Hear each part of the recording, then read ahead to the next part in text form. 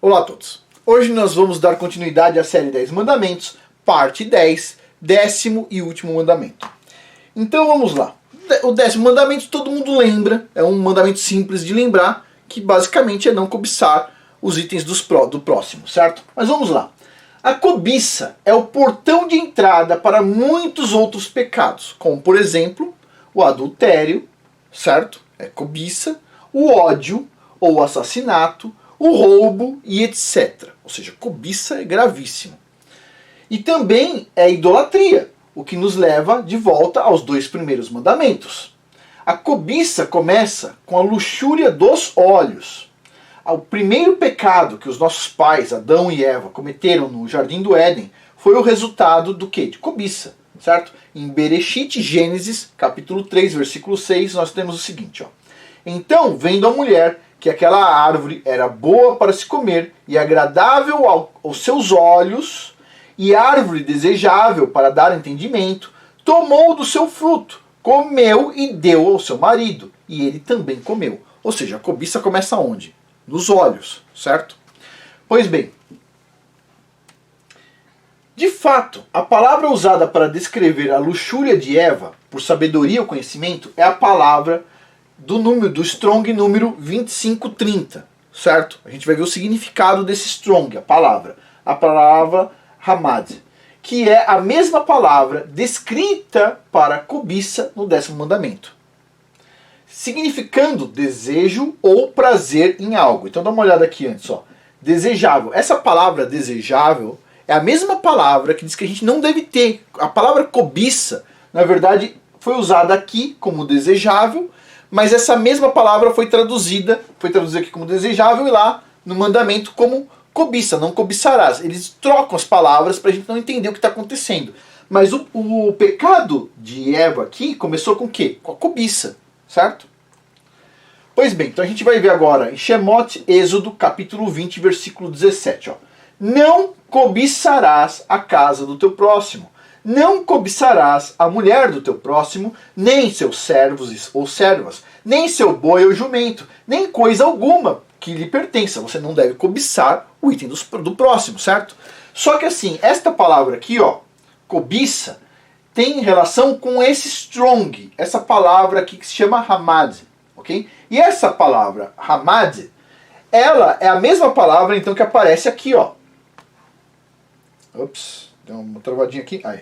Esta palavra aqui. Aqui foi traduzido como desejo. A Eva viu a árvore, teve o desejo ali. Aquele desejo foi uma cobiça. Então foi traduzido diferente nos dois pedaços da Bíblia. Isso é uma das coisas que se incomoda demais.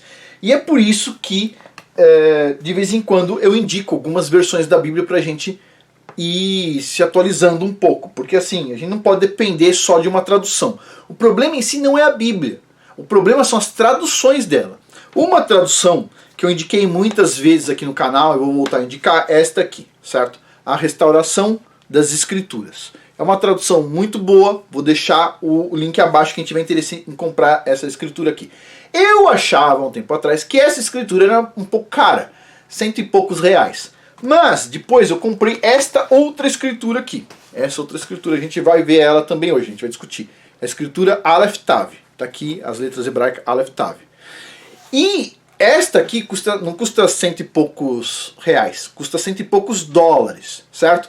Para enviar ela para o Brasil, o envio por FedEx custa 120 ou 150 dólares. E quando ela chega no Brasil, você pagou 120 a escritura, mais 150 o FedEx, dá 270. Você tem que converter isso para real, você multiplica por 5,5, você vai ter o valor em real. E aí o governo ainda faz o favor de cobrar de você entre 50% e 100% de imposto na hora que você vai pegar a escritura. Então assim, uma escritura dessa aqui vai chegar no Brasil, bom, provavelmente bem mais do que R$1.000. Uma escritura desta aqui, Restauração da Escritura, é uma escritura que é feita no Brasil. Então é interessante. Outro detalhe, essa aqui eu gostei muito dessa escritura aqui. É legal para quem está nos Estados Unidos ou em algum país que não cobra um monte de taxa de imposto e está pagando em dólar, etc. Tal. É legal para quem está nos Estados Unidos. Escritura Aleph Tav, ok? Agora, essa escritura só tem em inglês ou ou espanhol. Eu estou com as duas aqui, ou inglês ou espanhol. Essa escritura aqui, feita no Brasil, ela está em português. Então, é uma vantagem enorme. Ela é muito mais barata e ela está em português. Isso é legal. Outra coisa, tem algumas coisas nessa escritura aqui que ainda não tem nesta. Mas, quando a pessoa está adquirindo essa escritura no Brasil, o que está acontecendo? Ela está incentivando a pessoa que vende essa escritura, que é o Yahusef, a estar fazendo as novas versões. Cada um ano, ou 2 ou 3, ele está fazendo uma nova versão. E já está para sair, em algum momento, a quinta. Mas quem está comprando as escrituras está financiando esse tipo de estudo e eu acho muito legal. Mas vamos lá. Então, tem sim alguns problemas de palavras que às vezes nos confundem, certo? Pois bem, então vamos continuar. E esse desejo perverso, não é um desejo bom, desejar algo é uma coisa positiva, portanto que não seja um desejo cobiçoso. Esse desejo perverso que guia muitos a pecar por cobiça, a qual começa onde? Não começa no coração, começa nos olhos, pelo que a gente vê. E é por isso que a gente tem que cuidar com o que a gente vê. Porque a partir do momento que você vê, é difícil, as coisas são difíceis. Você vê alguma coisa assim, o olho é uma coisa complicada para muitas pessoas. As pessoas veem alguma coisa que o outro tem e elas desejam isso para si mesmos. E como mentir e assassinar, a cobiça também se origina no Hassatan, que foi o primeiro a ter cobiça. E mais, o Hassatan foi culpado de cobiçar a posição do próprio Criador, como a gente pode ver em Eshayahu, Isaías, capítulo 14, versículos 12 a 16. Olha só, vamos lá, essa parte é interessante. Como caíste do céu, ó estrela da manhã, filha da alva, como foste lançado por terra, tu que prostrava as nações. E tu dizias no teu coração, eu subirei ao céu, acima das estrelas do Criador. Exaltarei o meu trono e no monte da congregação me assentarei nas extremidades do norte. Subirei acima das alturas das nuvens e serei semelhante ao Altíssimo. Isso é o Hassatan, hein? Olha só. Contudo, levado serás ao Sheol, ao mais profundo do abismo. Os que te virem te contemplarão, considerar-te-ão e dirão, é este o varão que fazia estremecer a terra e que fazia tremer os reinos? E aí vem um ponto que eu gostaria de comentar. Isso aqui está mostrando o Hassatan, certo? Pois bem, e este trechinho aqui é um trechinho que muitas pessoas me perguntam, porque tem um problema de tradução aqui, certo? Eu gostei muito de ver, assim, essa Bíblia aqui é fantástica. E eu gostei de ver que, assim, quando eu estava comparando as duas Bíblias, certo? A em português e esta outra, a Aleph Tav, eu gostei de ver, assim, que as duas têm a mesma tradução correta nesta parte aqui. As duas têm. Então, vamos ver agora a tradução correta, certo? As duas têm a mesma tradução, as duas. E esse aqui é um trecho, assim, muito discutido. Por quê? Porque diz assim, ó, como caíste do céu, ó estrela da manhã, filha da alva. E aí, este aqui é o Hassatan. Só que alguma pessoa muito má colocou isso aqui, porque quem é chamado de estrela da manhã é o próprio Messias. E aqui não é o Messias, aqui é o Hassatan. Será que no original estava dizendo estrela da manhã? Será que no original sequer existia a palavra estrela? Vamos ver isso aqui, vamos lá. Isaías 14. Então, Isaías 14, versículo 12. 14, espera um pouquinho. 14, versículo 12. Está aqui, ó. As duas traduções dizem a mesma coisa, ok? Vamos lá. Como caíste do céu, ó estrela da manhã, filha da alva. Vamos ver, está escrito assim, ó. Como tu caístes dos Chamaim, Chamaim significa céu, certo? Ó, Hillel, o filho da manhã estrondosa, né? Filho da manhã estrondosa. Aqui, nesta Bíblia aqui só faltou estrondosa. Filho da manhã estrondosa. O Ben Shahar, né? O filho do amanhecer. Então veja bem, aqui não tem a palavra estrela. O nome que está aqui na Bíblia é Hillel. Esse é o nome do Hassatan. A gente, assim, até eu estava vendo nesta outra Bíblia aqui, eu estava vendo os comentários dessa outra Bíblia, porque assim, eu mesmo já falei, não, o nome do Hassatan é Lúcifer, mas na verdade, o nome tá nas traduções corretas, é Hillel. E não diz que que é a estrela da manhã, diz assim, que ele é filho de uma manhã estrondosa. Em inglês, na Bíblia em inglês, está escrito assim, howling morning, que é... O howling é quando os lobos fazem aquele som, sabe? Um som barulhento. É uma manhã barulhenta. Ou seja, não está escrito isto aqui que está escrito aqui. Mas, quando você tem uma Bíblia normal, tem alguns errinhos? Tem. Mas você entende o contexto geral, certo? O Satã tinha cobiça. Você entende isso. Você vai simplesmente, em alguns momentos, você vai parar e você fala, pô, mas isso aqui... Em algum momento mostra que o Messias é a estrela da manhã, e aqui aparece a estrela da manhã. Será? Então, quando você tem uma Bíblia com uma tradução melhor, uma tradução correta, você vai conseguir sanar essas pequenas dúvidas, certo? Pois bem, então continuando aqui. Então lembre-se, vou deixar o link desta Bíblia aqui, a Restauração das Escrituras, abaixo, e vou deixar também, para quem estiver nos Estados Unidos e em outros países, o link desta outra Bíblia aqui, que tem em inglês e em espanhol também. Pois bem, não ganho absolutamente nada por indicar nenhuma das duas Bíblias, ok? Vamos lá. Por isso, é tão crucial vigiar os nossos sentidos, especialmente o que diz respeito aos nossos olhos, ouvidos e coração. A gente tem que monitorar o que a gente vai ouvir. Será que vale a pena ouvir determinadas coisas? Será que vale a pena ver determinadas coisas? Se você sabe que você acessa um site de notícia que sempre tem algo que visualmente te perturba, você vai querer ver aquilo ali? Então a gente tem que pensar.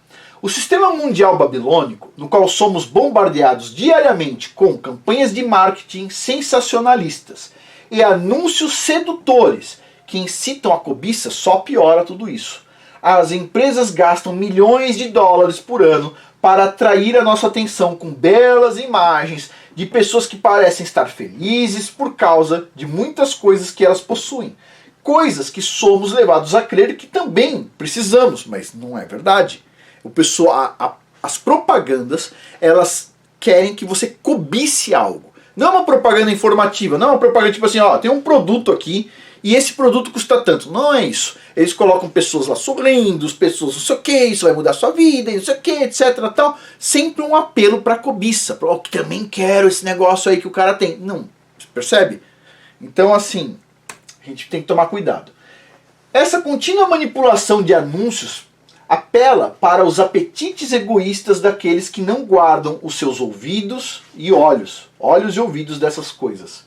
E este tipo de manipulação não é somente por comerciais ou anúncios impressos, mas também pela música, por shows de televisão, por artes, livros e outras formas de entretenimento que causam muitos a entrar no negócio, abre aspas, da cobiça, que é muito lucrativo graças aos muitos bilhões de dólares que estão, aos muitos bilhões que estão cegos a este pecado. Mas, o que a Escritura fala sobre isso? Vamos ver em Terrilim, Salmos 119, versículo 37. Desvia os meus olhos de contemplarem a vaidade e vivifica-me no teu caminho. Ou seja, desvia o quê? Os meus olhos do quê? Meus olhos do quê? De contemplar a vaidade. Percebe? Pois bem, nós não devemos contemplar a vaidade. Se desejar uma mulher ou um homem em seu coração te levar à fornicação ou pior, ao adultério, sem mesmo te levar a um ato, sem mesmo te levou a um ato carnal ou físico, isso pode ser feito simplesmente assistindo uma porcaria de um clipe ou um filme inapropriado e não somente olhando para alguém em público. Nós temos que guardar os nossos sentidos todas as vezes, de todas as formas de tentação, incluindo televisão, rádio, revistas, videogames, livros e etc. A gente tem que cuidar do que entra, né, através dos nossos olhos e ouvidos. Okay? Ops. Essas pessoas que viverão... Desculpa, acho que eu pulei um aqui. Eu apertei o botão 2 vezes. Vamos lá, a gente estava aqui. Com relação a este tópico, o profeta Yeshayahu pergunta uma importante questão, na qual ele dá a resposta em Yeshayahu, Isaías, capítulo 33, versículos 14 e 15. Os pecadores de Sião se assombraram, O tremor apoderou-se dos ímpios. Quem dentre nós pode habitar com fogo consumidor? Quem dentre nós pode habitar com as labaredas eternas? Puxa, interessante isso, labaredas eternas, fogo consumidor. A gente vai falar sobre isso uma hora.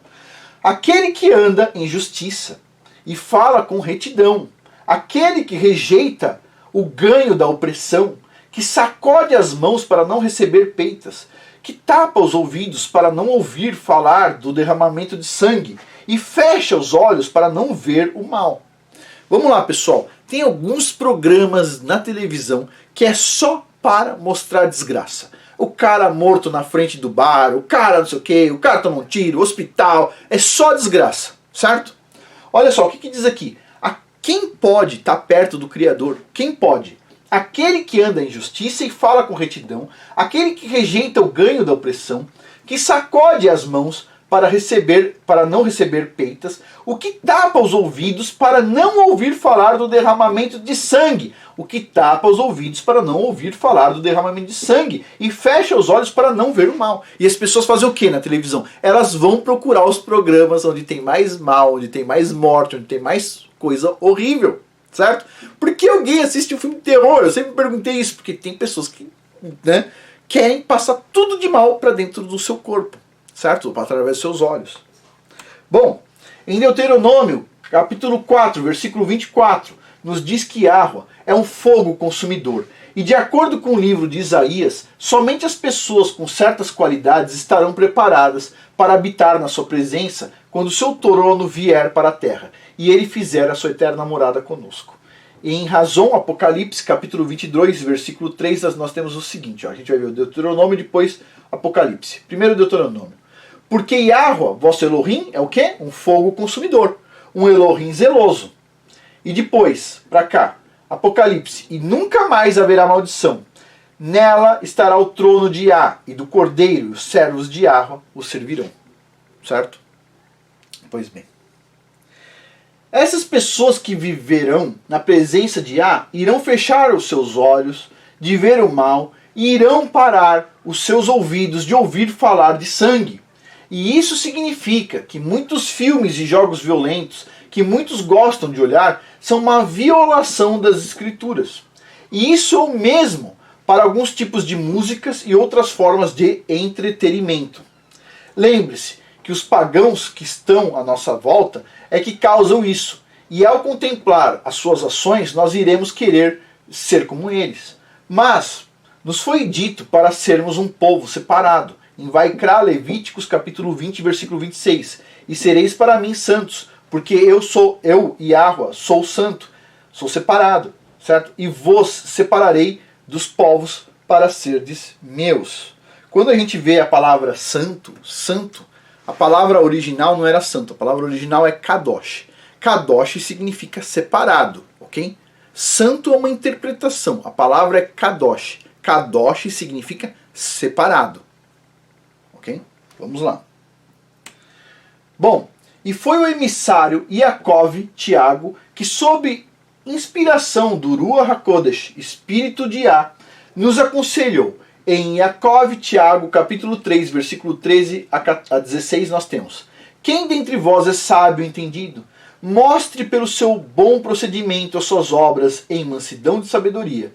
Mas se tendes amargo ciúme e sentimento facioso em vosso coração, não vos glorieis, nem mentais contra a verdade. Essa não é a sabedoria que vem do alto, mas é terrena, animal e diabólica. Porque onde há ciúme e sentimento facioso, aí há confusão e toda obra má. E, novamente, Yaakov, Tiago, diz o seguinte, capítulo 4, versículos de 1 a 3. De onde vêm as guerras e contendas entre vós? Porventura não vem disto, de vossos deleites, que nos vossos membros guerreiam? Cobiçais e nada tendes, logo matais. Você cobiça algo, mas você não tem, aí você vai lá e mata, certo? Isso é ruim. Olha só, invejais e não podeis alcançar, logo combateis e fazeis guerra. Nada tendes, porque não pedis. Pedis e não recebeis, porque pedis mal. Você pede mal, para o gastardes em vossos deleites. Ou seja, a gente não pode pedir coisa simplesmente para gastar por luxúria, por exemplo. Certo? Pois bem. Também a cobiça leva à acumulação de posses. Com relação a isso, Yahushua disse em Lucas capítulo 12, versículos de 15 a 21. Vamos lá. E disse ao povo: acautelai-vos e guardai-vos de toda espécie de cobiça. Lembre que o mandamento que a gente está falando, 10º, não cobiçais o bem do próximo, certo? Vamos lá. Guardai de toda espécie de cobiça, porque a vida do homem não consiste na abundância das coisas que possui. Propôs-lhes então uma parábola, dizendo: o campo de um homem rico produzia com abundância, e ele arrazoava consigo, dizendo: que farei? Pois não tenho onde recolher os meus frutos. Disse então: farei isto: derrubarei os meus celeiros, edificarei outros maiores, e ali recolherei todos os meus cereais e os meus bens. Olha só, o homem rico teve uma bênção, ele falou assim: agora eu vou derrubar meu celeiro, vou fazer maior para guardar mais coisas lá dentro. Ok. E aí disse assim, ó: e direi a minha alma: alma, tens em depósito muitos bens para muitos anos, descansa, come, bebe, regala-te. Mas Yahuwah lhe disse: insensato, esta noite te pedirão a tua alma, e o que tens preparado para quem será? Assim é aquele que para si junta tesouros e não é rico para com Yahuwah. Ou seja, o que adianta nós cobiçarmos mais e mais e mais coisas, certo? Guardarmos para falar: a gente está tranquilo, e de repente no dia seguinte o fôlego da vida é tirado de você. O que adianta? Tipo assim, as coisas mais importantes desse mundo não têm preço. Quem é rico de verdade? O rico de verdade é aquele que tem coisas que não tem como alguém pagar. Como é que você paga pela saúde? Não dá, não adianta ir no médico, percebe? No médico você vai resolver uma coisinha ou outra. Se você não tiver saúde, o médico não vai conseguir resolver, percebe? Tem um monte de gente que morre no hospital. A maioria das pessoas, inclusive, morre no hospital junto dos médicos, entendeu? Então assim, não tem como você comprar. Tem coisas que não tem preço, são sem preço. Você tem os seus filhos saudáveis, ótimo, não tem preço isso, pode ter certeza. Você está vivo, isso não tem preço. Não dá para você comprar uma vida. Não dá para você comprar, vou comprar mais vida, não dá. O dia que chegar a hora de você ir embora, acabou. Acabou ali. Certo? Não adianta a gente ter cobiça por coisas que depois vão ficar aí para os outros, percebe? Não adianta. Bom, como vemos, estamos nos últimos dias e muitos têm testemunhado os sinais dos tempos, considerando todos os julgamentos que tem colocado na forma de enchentes, furacões, tornados, tsunamis, terremotos e muito mais. Moedas estão se desvalorizando em vários países e inflação e hiperinflação estão sendo experimentadas em várias partes do mundo. E isso está causando várias pessoas a acumular ouro, prata e outras commodities contra a próxima turbulência financeira. Muitos veem o dia das moedas correntes e a riqueza dos indivíduos sendo perdidas de um dia para o outro, sem mencionar o que acontecerá com aqueles que já estão na miséria extrema, certo? Não tem mais nem o que perder, a pessoa já está na miséria extrema. Mas devido à cultura da cobiça e idolatria, as pessoas sentem que precisam estocar tesouros nessa vida e cercam-se de muitas coisas luxuosas. E é por isso que o ouro e a prata estão sendo estocados massivamente. Mas os nossos ancestrais já experimentaram isso nos dias antigos. Assim também as pessoas irão experimentar nos dias de hoje. Em Ezequiel nós temos capítulo 7, versículos 19 a 21. A sua prata lança-la-ão pelas ruas, e o seu ouro será como imundície. Nem sua prata, nem seu ouro os poderá livrar do dia do furor, da fúria do Criador. Esses metais não lhes poderão saciar a fome, você não vai comer eles, certo? Nem lhes encher o estômago, pois servirão de tropeço da sua iniquidade. Converteram em soberba a formosura dos seus adornos, e deles fizeram as imagens das suas abominações e as suas coisas detestáveis. Por isso eu a fiz para que eles, como uma coisa imunda, e entregá-la-ei nas mãos dos estrangeiros por presa, e aos ímpios da terra por despojo, e a profanarão. Bom, considerando tudo isso, é bem sábio obedecer o 10º e último mandamento dessa aliança, correto? Que foi escrita nas tábuas de pedra com o próprio dedo do Criador, Yahweh. Fechando a série, os 4 primeiros mandamentos ensinam como nós devemos ter ahavá pelo Criador, certo? Ahavá é o amor verdadeiro, certo? A gente deve se doar pelo Criador. E o resultado dessa ahavá é manter o quê? As suas leis. Isso é o mínimo que a gente pode fazer. Manter as leis do Criador é o mínimo que a gente pode fazer. É o mínimo. Pois bem, o que pode ser visto naqueles que serão resgatados? Vamos ver em razão Apocalipse capítulo 7, versículos 13 a 15. Vamos lá. E um dos anciãos me perguntou: estes que trajam as compridas vestes brancas, quem são eles e de onde vieram? Respondi-lhe: meu senhor, tu sabes. Disse-me ele: estes são os que vêm da grande tribulação. Não, vieram da grande tribulação. E lavaram as suas vestes e as branquearam no sangue do Cordeiro. Por isso estão diante do trono do Criador, e o servem de dia e de noite no seu santuário. E aquele que está sentado sobre o trono estenderá o seu tabernáculo sobre eles. Bom, então assim, seguir as leis do Criador é o mínimo que a gente precisa fazer. É o mínimo que a gente pode fazer para agradecer nosso fôlego de vida, para a gente agradecer tudo que Ele nos dá, coisas que não tem preço simplesmente. Nem a pessoa mais rica poderia comprar, certo? Pois bem, vamos lá. Vamos começar pelo primeiro mandamento. A gente vai fazer uma revisão geral aqui. Como eles servem Yahweh dia e noite, eles não têm outras deidades diante deles. E isto fala do primeiro mandamento, certo? Veja bem, eles não estão servindo o Criador dia e noite? Tem outros deuses diante deles? Não tem, estão já cumprindo o primeiro mandamento. Nesta parte aqui, vamos pegar só essa partezinha. Vamos para o próximo. Em razão Apocalipse 20, versículo 4, temos o seguinte: então vi uns tronos, e aos que se assentaram sobre eles foi dado o poder de julgar. E vi as almas daqueles que foram degolados por causa do testemunho de Yahusha e da palavra de Yahweh, e que não adoraram a besta, nem a sua imagem, e não receberam sinal na fronte nem nas mãos, e reviveram e reinaram com Yahusha durante 1000 anos. Certo? Pois bem, vamos para o segundo mandamento. Os eleitos adoraram somente Yahweh, e recusaram adorar a besta, e a sua imagem, e receber a sua marca. Isto se refere ao segundo mandamento. Ou seja, estão cumprindo o mandamento de novo.